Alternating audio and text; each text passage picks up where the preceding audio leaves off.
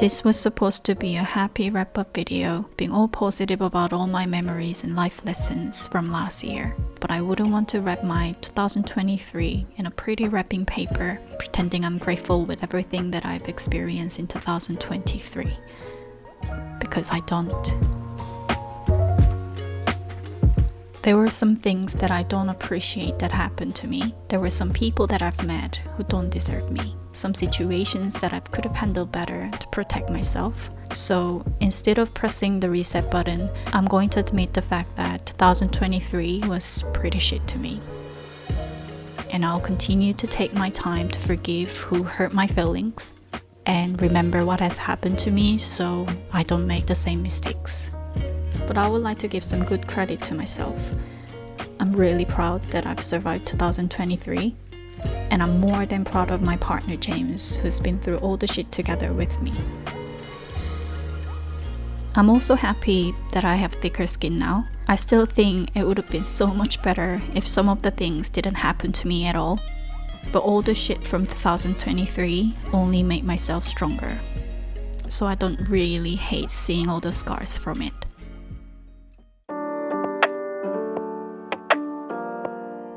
As you could read from the thumbnail, I was made redundant last year.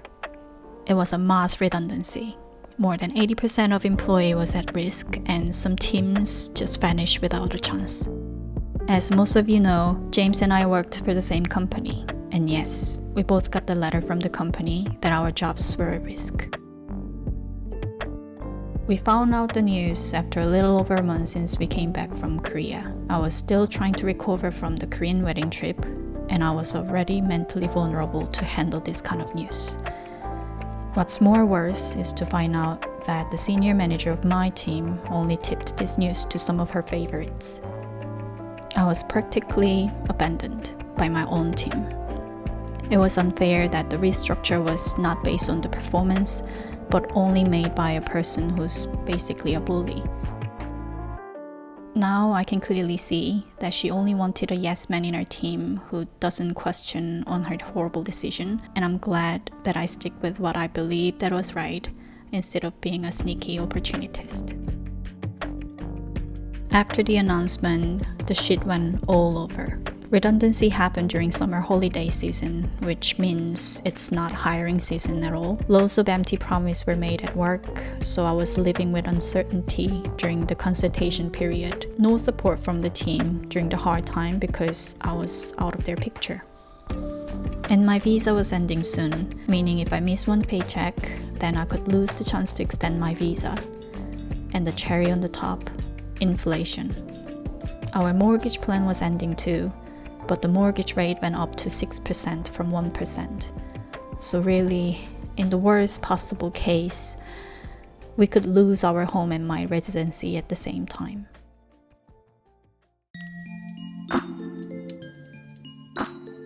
I've only shared on the internet that me and James got a new job, but behind the scenes, we were working our asses off trying to find a solution, and we did.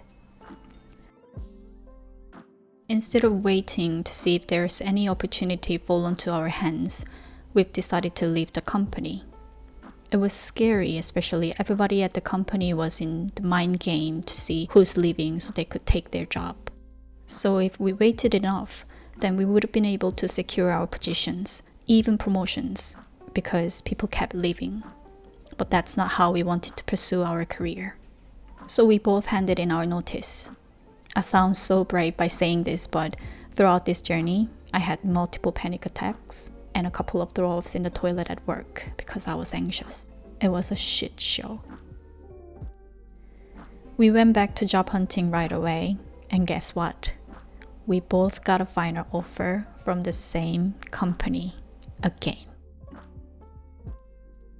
Of course, that worried us because we just realized that working for the same company can be a huge risk in this recession. But we know that we can be a good work partner to each other. We grow and learn faster when we work together. Some couples say they hate working together and it only harms their relationship, but in our case, it's all beneficial.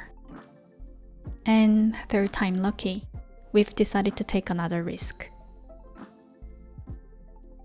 One of the most important mistakes that I made from the companies that I've been through in the past was that I believed that I need to find a better company. Of course, a company should offer a good work environment first. There's no debate on that. But what makes your job better than your previous job isn't always the new company. It's about realizing you could have handled the situation better and accepting the fact that you were sometimes also in the wrong. It's your attitude and how you use your past experience towards your new job. Just like how I want to walk into 2024, I will continue to be honest and straightforward, but in a humble way.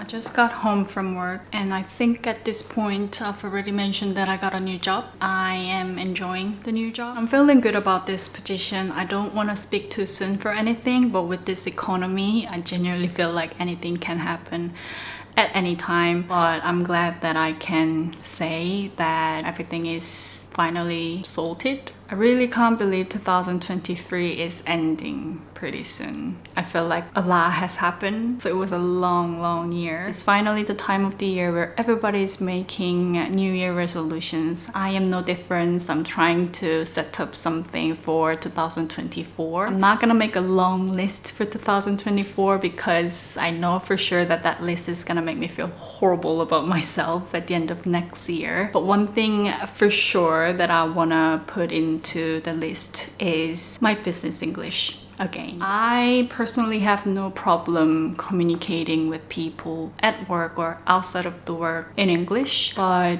I do want to be more vocal in meetings. I do want to take the actual ownership of my projects, which would include a lot of convincing at work, convincing your teams, convincing other teams, convincing your manager the project that you're suggesting is actually gonna work. I feel like with emails, you can sit back and actually read the email over and over again to make sure if you understood the assignment. But in meetings, you need to respond like that, which is why I'm on 랭디 again. I've worked with them in the past, and the reason why I chose 랭디 again is because I'm very introverted, which means I like to set the limit for my social battery to focus on my work, to focus on my life after work. Because 랭디 is basically phone call, I don't have to worry about what background that I'm gonna have during the class or how I look like towards to the camera. So it's definitely less pressure for me. Talking to a stranger can be too much sometimes, especially you're not sure how you're gonna lead the conversation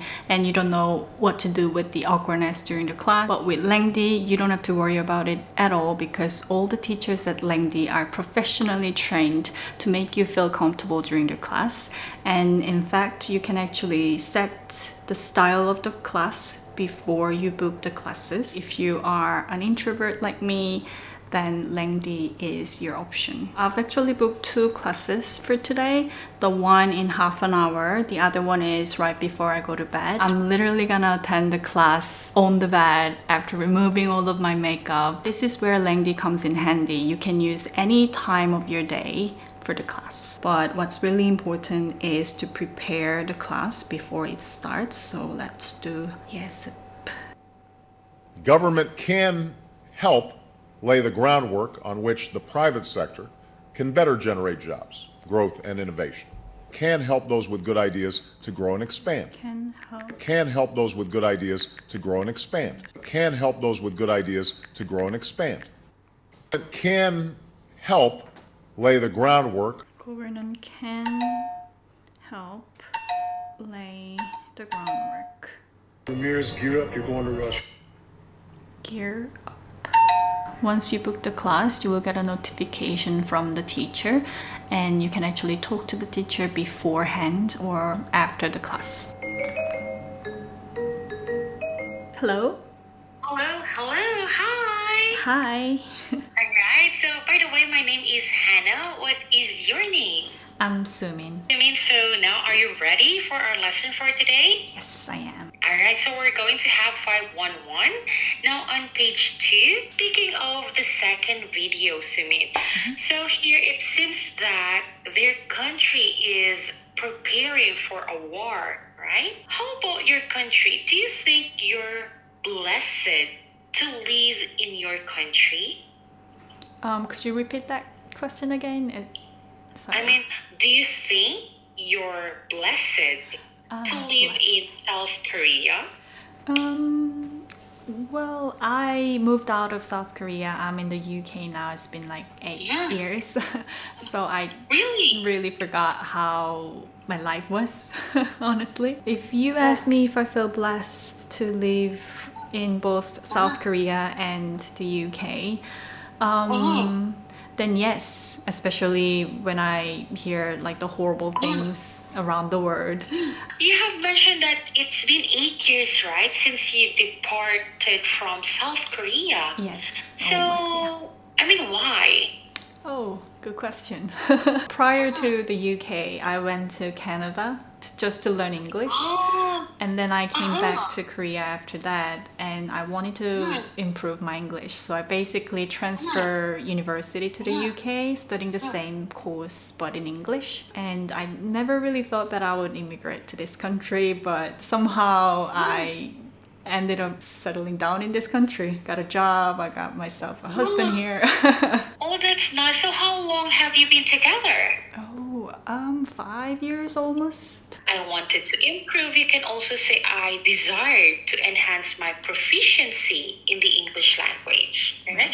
But I think you're really fluent in English. I mean, not just fluent, but proficient in English now. Thank you. So good job for that. And I actually like your accent and your pronunciation. Right. It's a nice one. Have you ever been to a pop store before?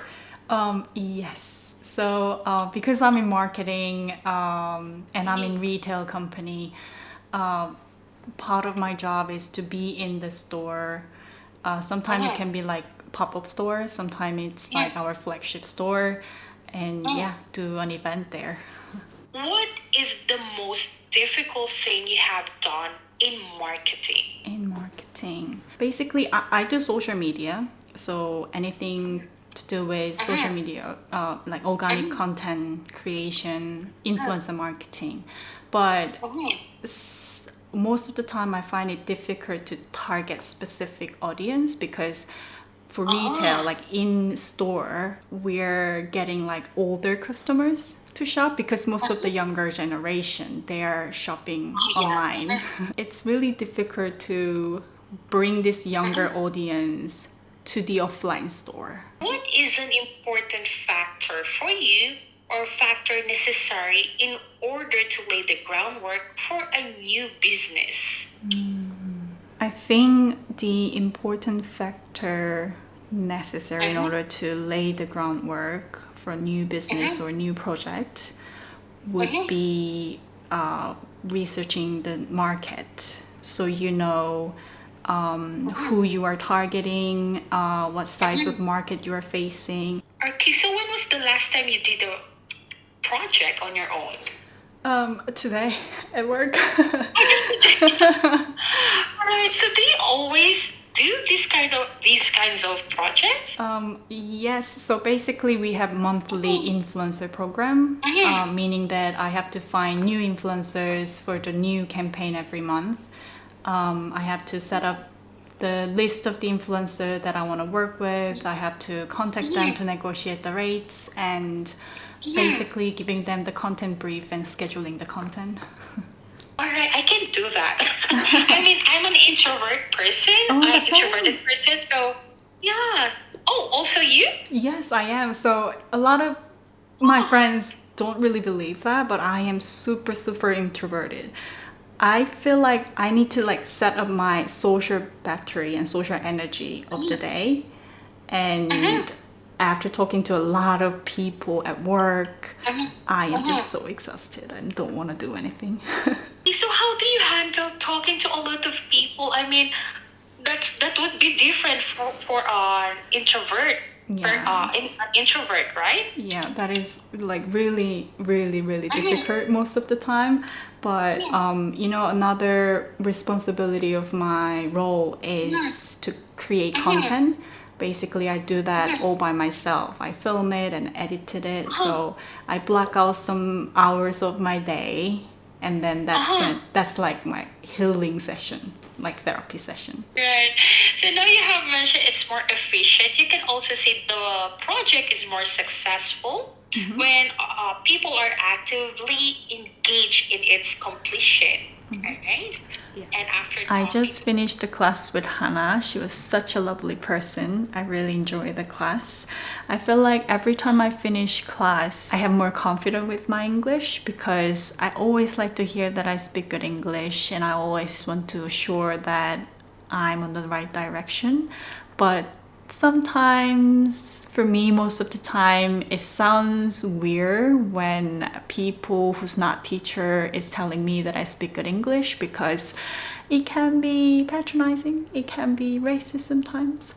But with 랭디, I don't have to worry about that part at all because they're teachers and that's their job to tell me. So back to 랭디. After you finish the class, you will have to submit the writing assessment within an hour for the teacher to get back to you with the feedback. If you find the timeline too tight, then you can always send the writing assessment 12 hours prior to the class. In that way, you will always gonna get the feedback on it. And then another good part is that after the class, your teacher is gonna give you the general feedback, which is always helping me, and I've got 9.4. That is amazing. And then there is audio file if you want to listen to the class over again. You can see all of the conversation your teacher sent to you, so you can always check the spellings here. I'm glad that I got to introduce 랭디 to you once again. Good news, for the new year, 랭디 is doing 랭디데이 promotion, which basically means you buy 1 year plan, then you will get maximum 1 year for free. I'll put all of the detail in description box and comment section below, so don't miss out.